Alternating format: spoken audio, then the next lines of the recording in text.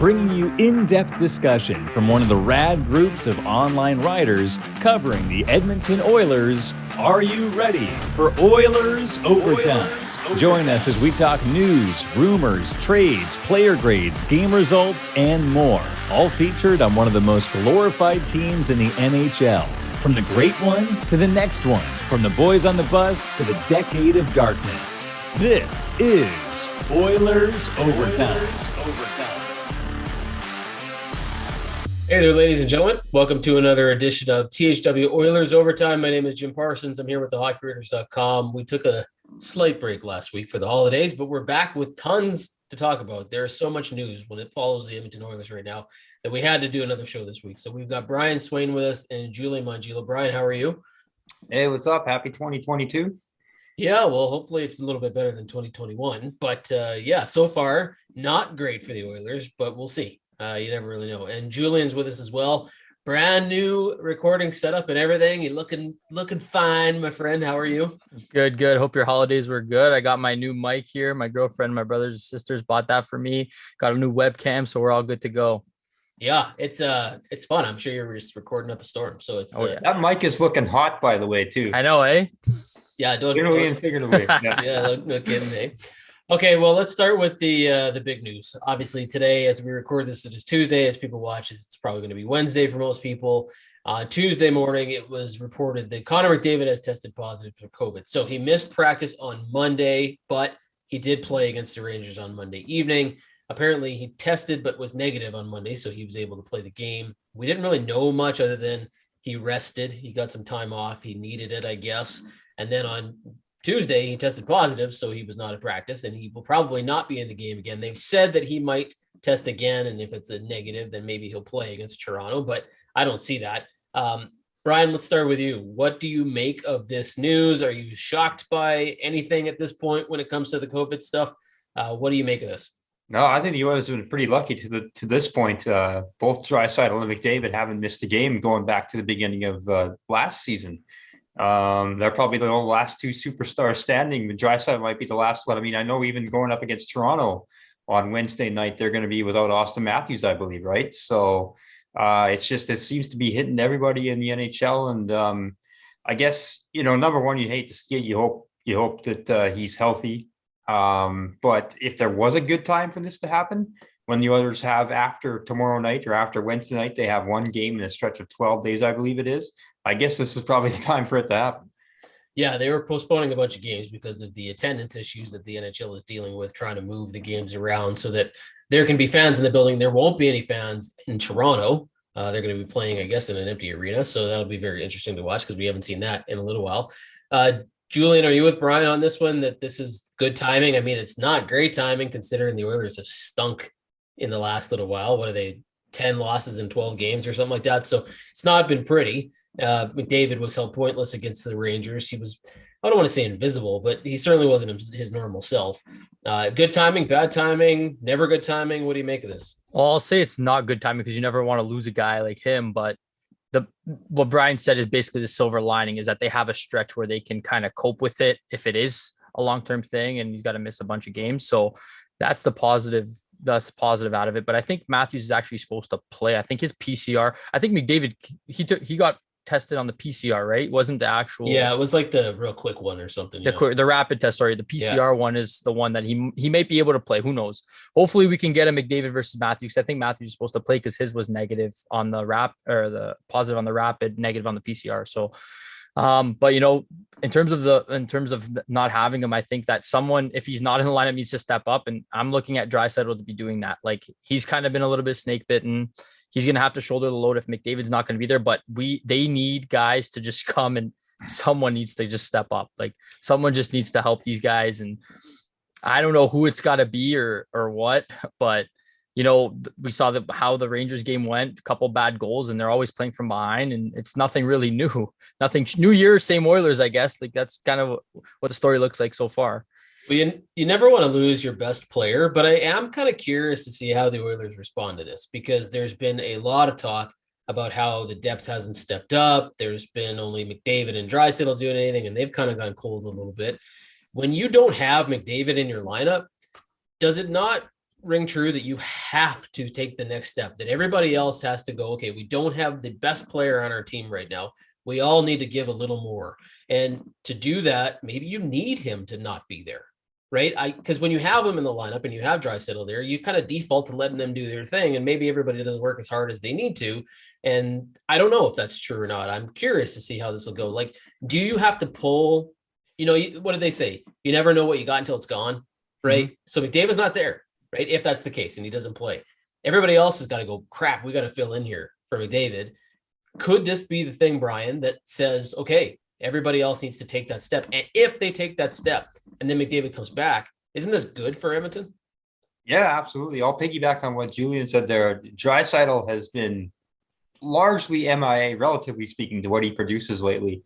And I think we've seen in the history that going back the last kind of 4 or 5 years since he's broken out as a superstar in this league, that when McDavid has been out of the lineup, he's really stepped up. So I'm looking to see what he can do. Like, I would not be surprised if he erupts for, a hat trick, 4-point night here tomorrow night against the Leafs. And yeah, anybody else on the lineup. I mean, there's been a lot of, I don't want to say passengers, because that's to suggest that they're not doing what they or that they're not putting out an effort, because I think to some degree there is, but they're not producing. I think you can call them passengers, though. I don't know. I think you can, because it just looks like everybody just always looks to them to do it. Like you said, Jim, like everybody's just laying back and waiting for them to break through. And when they don't break through, everybody's stuck standing like they're on stage and they have to perform in front of somebody. You know what I mean? Like, it's just cold feet, and they just get stuck and they just start turning in mud. And then they're always looking the next guy, they very choppy play, and nobody's there to answer the bell. Well, what I'm hoping is that this turns into a decent first period. It's the thing the Oilers can't do. They let the first goal in almost every time. Their first period is pretty bad for the most part. Now, some of that can be blamed on the goaltending. We'll talk about that in a little bit here.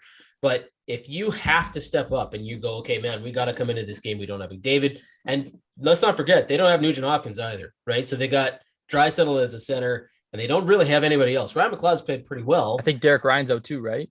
Well, he tested positive too, right? So now you're down, 2 of your 4 regular centers. Yeah. Right. I mean, Nugent Hopkins hasn't necessarily. He probably would have played there if McDavid was out. Absolutely would have. Right. If McDavid was out of the lineup and you had Nugent Hopkins, he'd be playing center.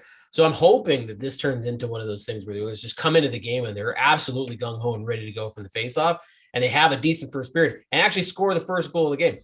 Brian, how big of a deal has it been that the Oilers have been letting teams score on them at will almost every? I don't know what the number is, but it's like 20 out of the last 24 games or something like that. 20 out of 24, 10 out of 11, 20 out of 24, 11 out of 12.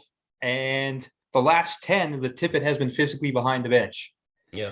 So there's some numbers for you. Yeah. I mean, it defies logic.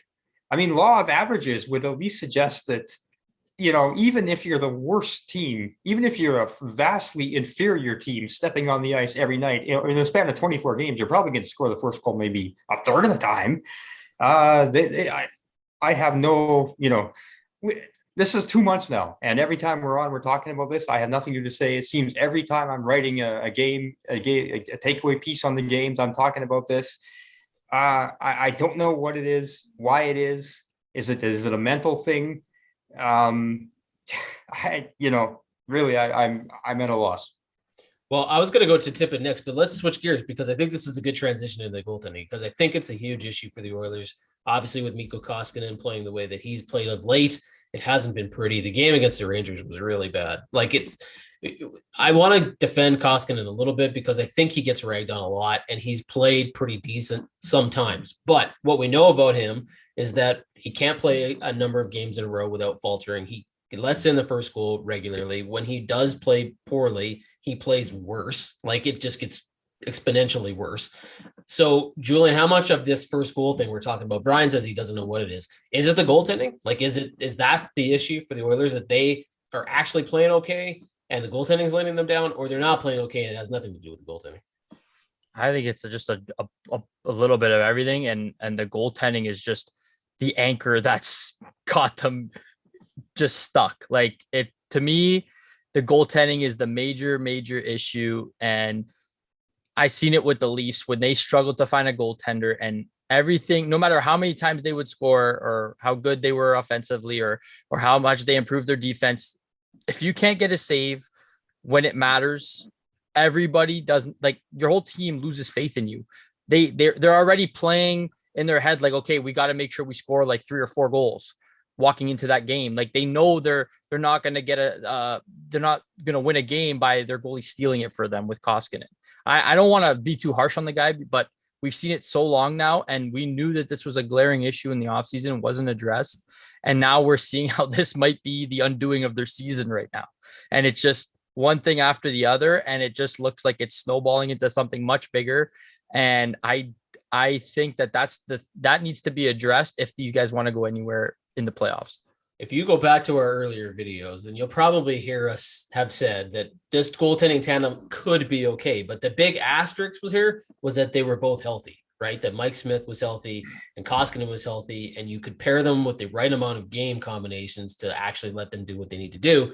That has not happened. Mike Smith has not been healthy at all. He played great when he was at the beginning of the season, and now we don't know what the story is with this dude. And Koskinen is now starting to become the Koskinen that we know, where he's letting in a bunch of bad goals and he's in his own head. And Tippett called him out the other day. So, Brian, you're the Stuart Skinner guy of the group. Is that the first change that needs to happen? Is he coming up immediately? Should he be playing in this game on Wednesday? Yeah, he should. Yeah, if you check the earlier videos, I think I said that Stuart Skinner could be the guy too. I still feel that way. I think this is maybe rushing him along in your development process. If you're going to throw him into the fire and say, okay, kids, save our season because the veterans can't do it. But I think he could be ready for it. I don't think he's shrunk. There has not been a moment that's looked too big for him yet. Mm-hmm. He's played in big games at every level. He's just someone to be able to comport himself well in any situation, and put him out there, see what he does. What do you have to lose at this point? Yeah, see if he can run with it. And he's Smith. I think by now we know we can't rely on Smith. The fact is he's 2 months from turning 40. He had a phantom injury, or not a phantom injury, but a mysterious injury that kept him out for 2 months. He was day to day, day after day. And now it's the same thing again. We don't know the details for these injuries. I think he's just breaking down. And that's what happens to all of us when we get to that age. So that's nothing on him. That's just real. And Koskinen, like you said, we know what he is. He's showing again what he is. And here you have this young goaltender who has done pretty much everything you could have wished of him. Let's see what he's got. Yeah. I mean, the Oilers definitely need to get somebody. Like, that's not no argument. There's no arguing that. Like, but at that point, like, do you just waive Koskinen? Like, if you can't move him in a trade, I don't. No one's going to take him.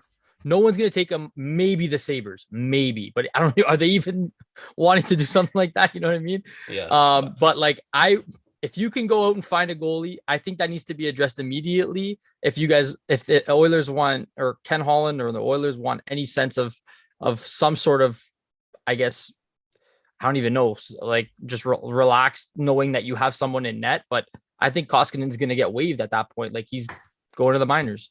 To your point there, real quick, I think they look like they play more confidently and more comfortably 100%. In front of Skinner than they 100%. Do in front of Koskinen. 100%. Well, they certainly play confident in front of either guy that isn't Koskinen. Like that, that's for sure. Skinner's inexperience, Mike Smith's veteran experience, even though Mike Smith, no offense, has been as bad or unreliable in many occasions as Koskinen has been. But we saw it the other night. Tippett just totally threw Koskinen under the bus. Not that Koskinen didn't deserve it, because he didn't play very well, but it was an interesting decision by the head coach to just level Koskinen and just say, look, it was a terrible, brutal mistake. But I don't think he does that to Mike Smith. Julian, do you think he does that to Smith? No, Smith's his boy. He wouldn't do that. But I think this is just a buildup of over 3 or 4 years of him. Well, I don't know if Tippett wasn't here earlier on, but he's seen this all happen already before. He knows how this is going to end, and his seat's getting hotter. And that's probably why, it's just out of frustration, everybody starts pointing fingers at everybody else. And especially when you're on a skid of losing streaks like these guys are, or they were even. So tensions are obviously high, and people are calling, the fan base, Canadian team, the fan base gets on the head coaches and stuff to make a move and try and save the season. But I don't think that this is not on Tippett. Like, to me, this is not on Tippett. His seat's getting hotter, but that move is only because there's nothing else for Ken Holland to do. If he only fires Tippett if he can't find a goalie and he needs to change something to change something to say that they tried something. That's where he's at. It's at for me is Ken Holland needs to land a goalie. And if he doesn't, Tippett's going to get fired. And I don't blame Tippett because it's out of frustration. And, he's calling him out. And you know what? Maybe this is maybe it was the elephant in the room. Everybody knows what Koskinen is, and maybe no one's ever said it. And now that it's out, maybe something happens. Maybe something changes. That's all we can hope for. Yeah, I'm not sure exactly what they can do. I mean, everybody's talked about the inability to probably trade a $4.5 million contract on a goalie who's not a starter and has proven he's not a starter, and nobody's going to want him. I covered an article, and Brian did well about Tippett. And I was with you, Julian, where I said, look, I don't know that you should fire Dave Tippett, but I think they're at a point now, they're at crossroads where he's inches away from getting fired because there's no other real option for Ken Holland to go, you know what, like, this can't continue. We can't keep losing this many games.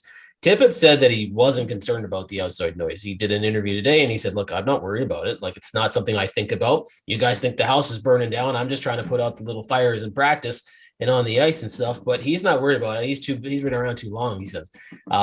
So I'm kind of in the belief that, yeah, he could be fired, but I don't know that I necessarily believe Tippett is to blame for this. I think there's a lot of problems in Edmonton, and it's not just Tippett.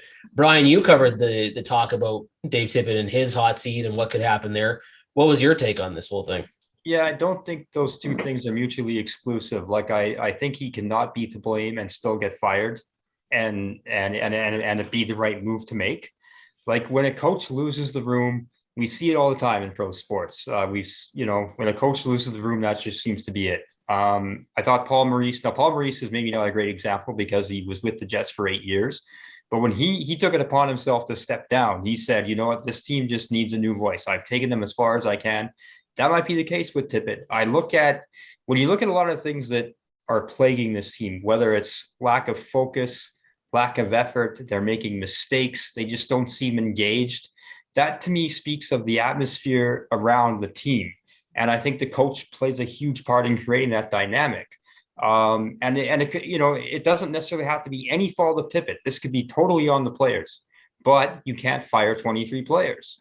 And this is why coaches, we just cycle through them one after the other. So I think from that perspective, this is not on Tippett at all. But having said that, I'm that close to saying, yeah, there needs to be a new voice in the room. Did you say that you think he's lost the room? Yes. Okay, interesting. Because I've heard people say that this probably isn't about that, and that, it just could be a combination of bad things happening, and somebody's going to have to be blamed for this. But maybe, like, I don't know. It's hard to say. What do you guys think? There's a lot about Tippett that I like, and there's a lot about Tippett that I don't like. He's done some stuff. Like, I wrote that article about Dmitry Samorukov. I couldn't believe how much feedback I got on that, just in terms of, bringing a kid in, playing him 2 minutes and whatever seconds that he played, and then not playing him again. It was like what he did with Ethan Bear in the Winnipeg Jets playoff series, right? It's like, what are you doing? Like, you can probably, Samorukov got worked twice and led to 2 goals, but you got to understand when you put in a rookie in like that, that's going to happen. It's going to happen. So you got to know that you shouldn't be putting him in the lineup if you're not prepared for that to happen, and then never play him again, because then you work 5 defensemen and you got a guy like Duncan Keith playing way too many minutes. So then he looks bad, right? Exactly. And Duncan Keith looks pretty good when he plays the right amount of minutes, but when you don't play, it just stuff Tippett does. I'm kind of like, what is he doing? He relies way too much on the Draisaitl and McDavid combination when he knows that he's probably splitting them up. I get it when you're on the power play. I get it when you're finishing a penalty kill. Take advantage of that line change and do whatever you're going to do. But he does it a lot. He doesn't play young guys when he should. Like, there's a lot going on there. That said, do I think he's the reason that they've lost 10 out of the last 12? No. Do you think he's lost the room? I don't know, but I do think what I think is that the Oilers they know, and Ken Holland knows, they have to win. Like, they just have to win. They are in a situation now where this window is way too short. It's way too small. The players are too frustrated. You have to win. You cannot let this team keep losing. So whether he loses the room or not, he's going to have to do something. And I say Holland when I say he has to do something to jog this team. Like, and if it is moving Tippett or it's trading a player or it's finding whatever that is, he's got to stop the bleeding. Like, that's just the deal, right? And you can't not stop the bleeding because the Oilers fans, one, won't put up with it. Two, the team won't put up with it. They've lost for way too long. Like, they gotta make the play. Like, the fact that they're outside of the playoff picture right now is scary. Like, it's just not, it's weird, right? Because they started so good and this team was, lauded for being what could be a contender this year, and they're not at this point. So I don't know. I don't think he's lost the room, but I don't think he's lost the room. I don't disagree that he could be moved. I don't think he's lost the room yet, but I think that because of his old school coaching techniques and maybe mentality and the way this team is built, it's starting to not be the right fit anymore in terms of, which direction, what the players want to do and what he's trying to implement. I think there might be some clashing, and we're starting to kind of see that because he tries to mix it up, keeps things fresh, but it's not necessarily working. And I don't know, it just seems like it's starting to clash. Like I said, I don't think he's the issue, but I think he's just going to be the one that's going to pay the price for it. I think you're right. I think there could be a disconnect there too. And I find it very interesting that he was known as a defense first coach. And the one thing the Oilers can't play is defense, right? Like, that was the big knock on Tippett when he was hired, was that, oh man, oh my God, he's got Connor McDavid and Leon Draisaitl. He's not the kind of coach for those two players.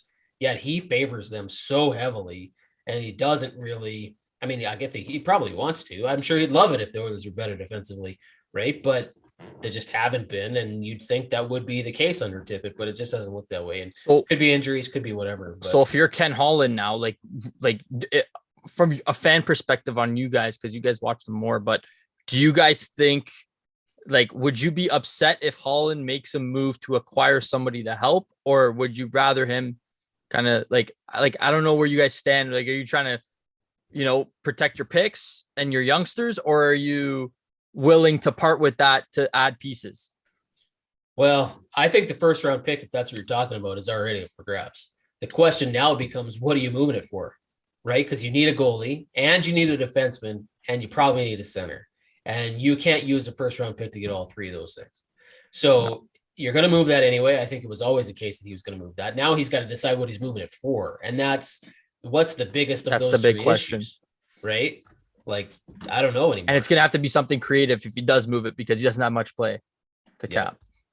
So let's switch gears a little bit, because I think that's a good point to make. And we'll talk about this as our last topic of the night. New Year's resolutions. So if we had to pick something that we wanted to see from the Oilers, that we were hoping for 2022 and looking good for the rest of the season. Now, keeping in mind, we have no idea what the rest of the season is going to look like. They're canceling and postponing games. They're moving things around. The Olympics is off. Everything is kind of up in the air. So we're not really sure what's going on.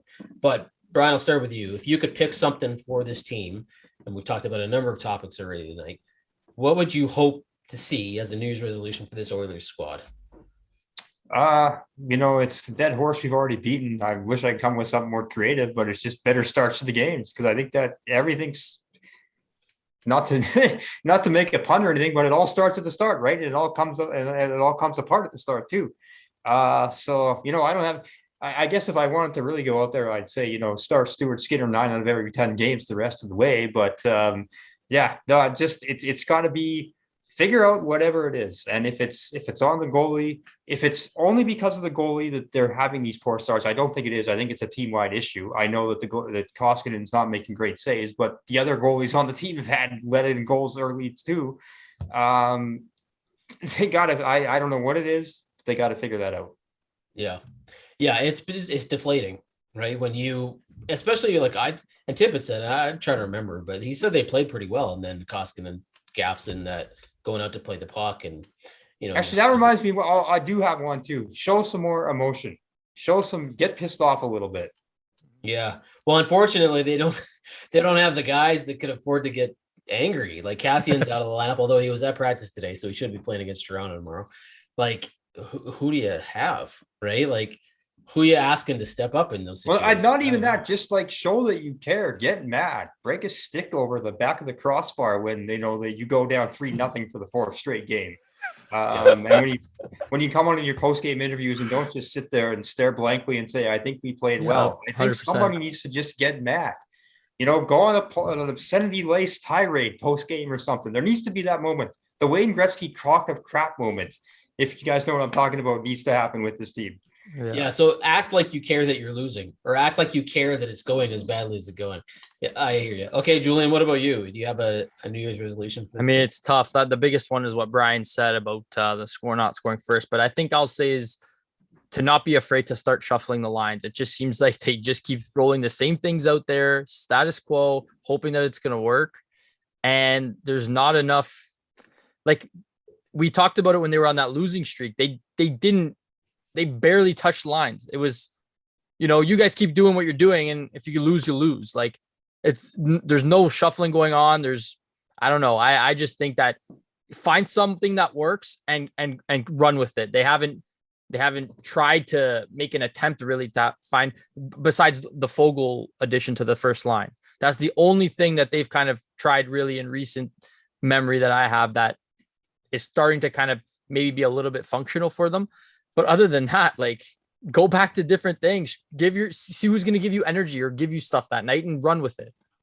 For me, I'm hoping that they figure out how to work the new taxi squads and their salary cap out so they can get Stuart Skinner in the lineup. They can get Philip Broberg in the lineup and play those guys because they played pretty decent. Now, Skinner's numbers weren't great, but I thought he played pretty good. Philip Broberg looked good to me. Like, I don't think he was a weak link. I didn't notice him a ton on the positive side or the negative side, which is really kind of good for a defenseman at his experience level. It's kind of what you want. But when you put in Lagesson and you put in Samorukov and you put Niemelainen looked good. So I thought, man, what a bad time for him to go down. But I think those are the guys you need to get in the lineup. And you need to figure out how to do it. And the salary cap situation for the Oilers is kind of a mess, but this taxi squad thing I think will help them a little. So if they can sort of figure out how to navigate that and get the guys in there that can play those minutes and sort of be more reliable and, combine it with guys coming back and being healthy and whatever, I think that's going to be a huge thing for them. When you're plugging holes with guys you don't really want in the lineup, that's not good. Like, it just doesn't work. I mean, every team's going through it right now. I get it, but man, it's certainly not helping the Oilers situation, and their cap situation is not good. So I think they got to figure that out. If they can work this system, get the taxi squad going, and I don't know why. I mean, the salary cap obviously is the reason, but I don't know why they didn't put Broberg back in there.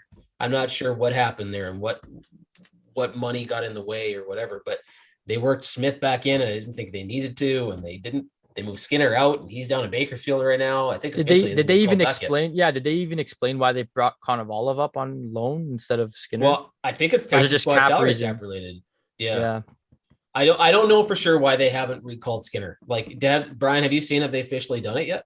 No, I haven't seen anything. I was waiting for it on when did Smith get hurt? Was it the New Year's Eve game? I mean, I was expecting it right away as soon as then, and here we have 4 days off. So I'm thinking Koskinen was going to get the nod again tomorrow. Then it was the Devils game, right? That he finished, and let that week one in overtime, and then he never came back again. Yeah. So I'm thinking Koskinen's going to get the nod. Hopefully, he bounces back. Well, and here's the thing, right? Too, if Koskinen, falls apart again, and for whatever reason they have to take him out. I mean, you're looking at a guy who hasn't played a single minute in the NHL, and you've got Skinner down in Bakersfield so he can get reps. But you'd rather not Konovalov, who also needs to get reps, and you risk having him be the guy that has to come in and save the day if something happens to Koskinen. Like, you've got him switched. You've got the wrong guys getting reps in the wrong places. Right, you need Skinner getting reps in the NHL, and you need Konovalov getting reps in the AHL, and they've got it backwards right now. And you just don't need Koskinen getting any reps whatsoever.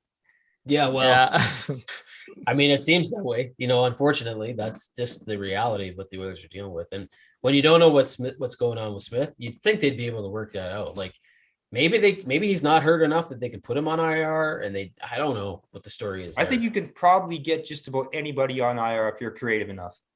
Yeah. Mm-hmm. They got to figure that out, though. That's what I'm getting at, right? Like, this is a system now that the NHL wasn't going to do the taxi squads. Now they are, and they've let it be known. Okay, well, we'll let you kind of whatever you need to do here to get yourself sorted out with all this COVID stuff. But it also helps teams that are dealing with other injuries and have contracts they don't want to move and this or that. I mean, they got to figure it out. If the Oilers can't get that figured out, that's a real problem. So it's a big problem. Yeah, we'll see. Anyway, we'll leave it at that. We'll hope that the next few games anyway, depending on how many they're going to be for January, are kind to the Oilers, because they don't think they want to go in the break continually losing.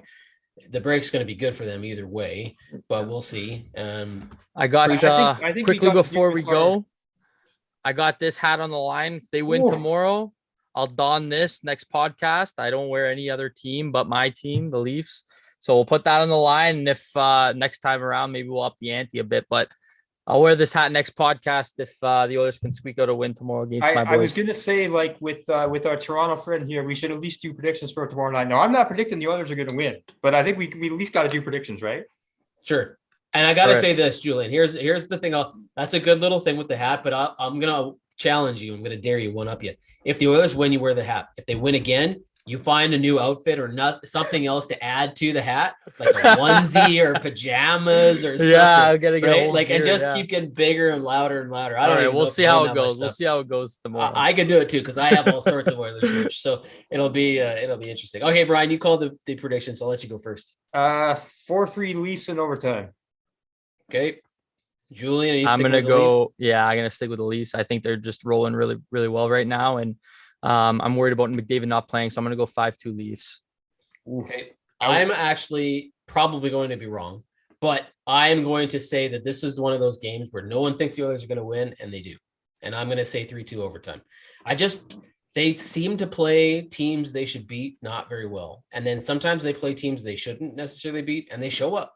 And maybe this is one of those games. So let's hope, it's going to be hard without McDavid, but if they can do it and they can play smart defensively and not let too many in, maybe they'll sneak one out, and you never know. So I'm going to try to favor the Oilers here. I'll say 3-2 overtime win, but it doesn't look like they're going to win, but we'll see. Let's hope that it happens. Yeah. All right, guys. Thanks. A couple things to remind you of. If you want to follow the Hockey Writers, you can do so in a few ways at the Hockey Writer on Twitter, Facebook.com/the Hockey Writers, obviously thehockeywriters.com. And of course, you can sign up for the newsletter, morningskate.io. So feel free to sign up for that and get your fix every morning. Brian, Julian, thanks. Hopefully we'll have everybody with us next week. And for everybody else, I appreciate it. This has been another edition of Oilers Overtime, and we'll talk to you guys next week. Peace.